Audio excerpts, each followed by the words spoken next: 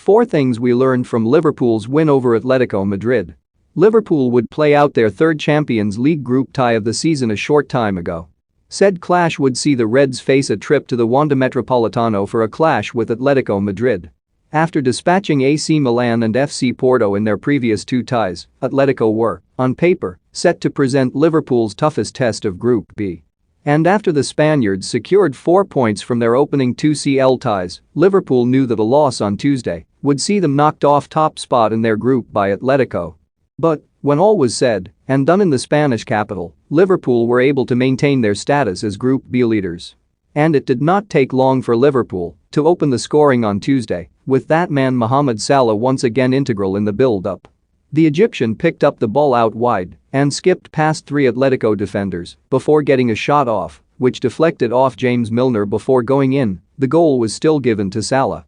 Liverpool extended their lead 13 minutes in, smashing a volley past Jan Oblak from the edge of the box. Atletico then pulled one back after 20 minutes following a corner before netting his and Atletico's second after 33 minutes to put the hosts back on level terms. However, the Frenchman's evening was turned on its head as he was shown a straight red for a high foot. Mario Hermoso then gave away a bizarre penalty in the 76th minute, which Salah stepped up to score and hand Liverpool the win. Here are 5 things 101 learned from the tie. There can be little argument amongst football fans that, right now, Mohamed Salah is the best player in world football. The Egyptian has had a simply insane start to the 2021-22 season, which would see him net 10 and assist 4 in 10 outings before Tuesday. And, though the opening goal did take a deflection, it was his run and shot which led to Milner deflecting the effort in to give Liverpool the lead.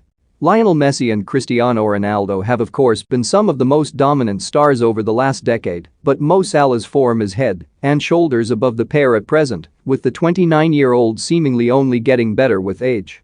After their dip in form last season, which was of course largely brought about due to their horrid injury luck, there had been little talk of Liverpool being the favourites for the Premier League or Champions League at the start of this season. The Reds also only signed 1 player, Ibrahima Konate, during the summer transfer window. Elsewhere, PSG put together an insane frontline with Neymar, Kylian Mbappe and Lionel Messi, whilst Manchester United, Chelsea and Manchester City all spent big in England. As a result, Liverpool would go somewhat under the radar.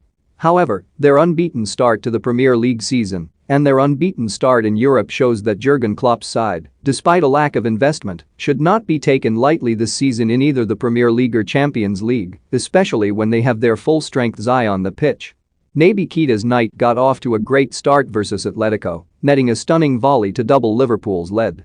However, Keita would then look pretty suspect defensively for Atletico's first and second goals of the day. The former RB Leipzig man did not do enough closing down his man from the short corner for Atletico's first and was again poor defensively for their second. The 26-year-old is no doubt a talented player.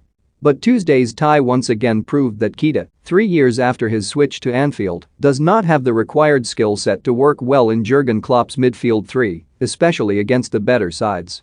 Klopp seemingly agreed, subbing Keita off at halftime for Fabinho, who took less than 2 minutes of his appearance to break up an Atletico break. Tuesday's result was a huge one for Liverpool and has all but confirmed that the Reds will top Group B. Liverpool headed into the match in top spot with Atletico second. And, after the Merseysiders secured all 3 points on the day, they now have a 5-point lead over the Spanish side with 3 games left to play. And, with easier ties versus Milan and Porto on the horizon, it seems